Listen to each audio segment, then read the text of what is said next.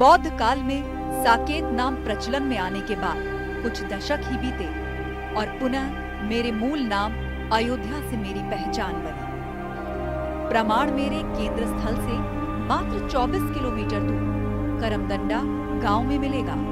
यहाँ एक शिलालेख है जिसे 435 ईसा पूर्व में गुप्त शासक कुमार गुप्त प्रथम के मंत्री पृथ्वी सेन ने लगवाया था।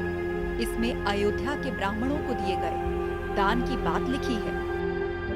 कोसलाधिपेन दुर्याश्मेदयाजिनः सेनानी पुष्पमित्रस्य खष्टेन पिता फल्गुदेवस्य केतनम अकारयति। तो इस अभिलेख से ये जानकारी मिलती है कि सम्राट पुष्पमित्र शुंग के समय में जो है उन्होंने एक बहुत बड़े विशाल मंदिर का निर्माण भी कराया था। अब मैं अपनी वो कथा सुनाने जा रही हूँ जिससे मेरा अस्तित्व है, जो मेरी थाती है और जिसके बिना हमारी, आपकी या कहें पूरे भारतवर्ष की सांस्कृतिक पहचान अधूरी है। इस कथा के आधार तत्व भी राम ही है, लेकिन ये ऐतिहासिक है, पौराणिक नहीं। इसीलिए सत्यता पर कोई प्रश्न नहीं है। और हाँ, संघर्ष, जिजीविषा, त्याग, रक्तपात और बलिदान के उपरांत मनोवांछित की प्राप्ति की गाथा कम रोचक भी नहीं है। कथा है हमारे आपके, सबके आराध्य प्रभु राम के मंदिर की।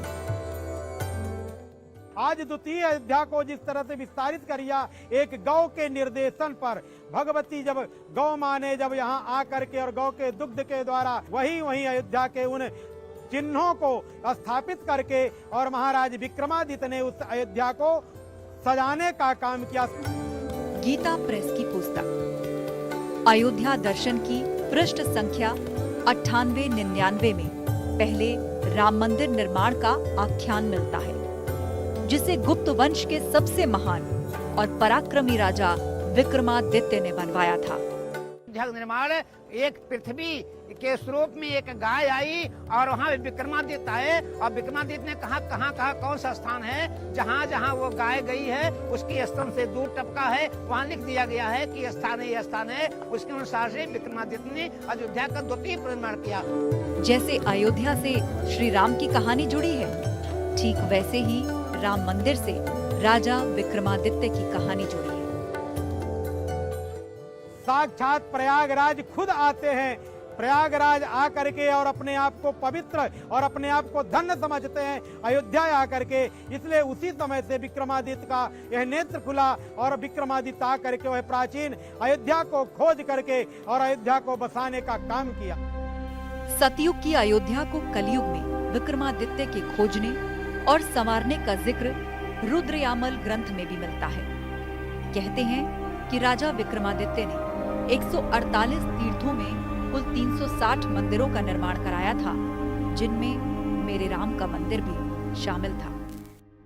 उन्होंने कहा कि महाराज यही अयोध्या नगरी है और इस अयोध्या नगरी का आप पुनरुद्धार कीजिए। अयोध्या के 148 तीर्थों का जो है वो सुनिश्चितीकरण किया।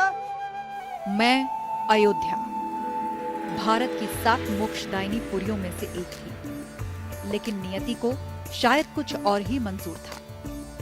युग बदल रहा था तो मेरी परिणति भी बदलने वाली थी। अयोध्या के 9 द्वार बताए गए हैं। उस दृष्टि से ये देह भी अयोध्या ही है, जो रोम रोम में रमता है, सर्वत्र जिसका वास है, जो नित्य विद्यमान है, ऐसी सनातन, शाश्वत, सार्वभौम, प्रत्येक काल में स्थिर अथवा समीचीन और नित्य प्रासंगिक सत्ता श्री राम है। या मनुना मानवेंद्रेण या पुरी निर्मिता स्वयं, मनु ने ही इस नगरी को बसाया कि देखत पुरी अखिल अभागा। ये दूर से ही इस नगरी को देख लिया जाए तो जन्म जन्मांतर के प्रायश्चित जो है समाप्त हो जाते हैं। ये तो देह भी एक प्रकार से अयोध्या ही है, जिससे लड़ा नहीं जा सकता, यानी जिससे जीता नहीं जा सकता, वो अयोध्या है। अब सवाल उठता है कि प्राचीन से भी प्राचीनतम अयोध्या की स्थिति क्या है? और अयोध्या का महत्व क्या है। महाराज मनु की जो पहली राजधानी बनी है वो अयोध्या बनी है। तो अयोध्या राजधानी के साथ साथ हम कह सकते हैं कि मानवता को जो उत्स है, मानवता कहीं से प्रारंभ होती है। पहला मानव इस धरती पर, इस विश्व में आया और उसने किसी नगरी की स्थापना करके और अपने जीवन चक्र को आगे बढ़ाकर मानवता के उन्नायक सफर को आगे बढ़ाया है। तो उसकी भूमि अयोध्या है। भारत की हर धड़कन में श्री राम है, हर श्वास में रमे हुए हैं श्री राम। जीवन की आशा में परस्पर मिलते हुए दो व्यक्ति एक दूसरे को राम राम कहते हैं। मृत्यु पर श्मशान ले जाते समय राम नाम सत्य ही मोक्ष मंत्र बन जाता है। ऐसे राम की महिमा अपार है, अनंत है उनका विस्तार। भला ऐसे राम की अयोध्या किसी आक्रांता के आगे कैसे हार जाती, जबकि अयोध्या तो अयोध्या है।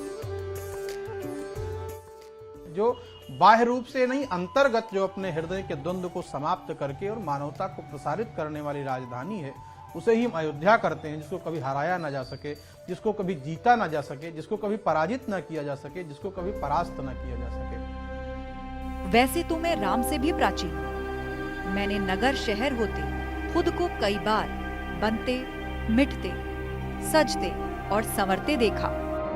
सतयुग में मनु के मन में बसी मैं, त्रेता में महाराज दशरथ का स्वर्णिम युग देखा, राम का राम राज्य देखा, फिर उन्मादी बर्बरता की गवाह भी बनी। ऐसे तो मैंने अनेक युद्ध देखे हैं, भूमि पर अस्त्र शस्त्रों से लड़े जाने वाले भी और अंतस में चलने वाले भयंकर महायुद्ध भी। लेकिन 1528 में अयोध्या से लड़ा गया वो युद्ध, जो युद्ध नहीं, एक आक्रांता का आक्रमण और समर्पण के बजाय प्रतिकार में शीश कटाने वालों की सैन्य यज्ञ में आहुति ही थी।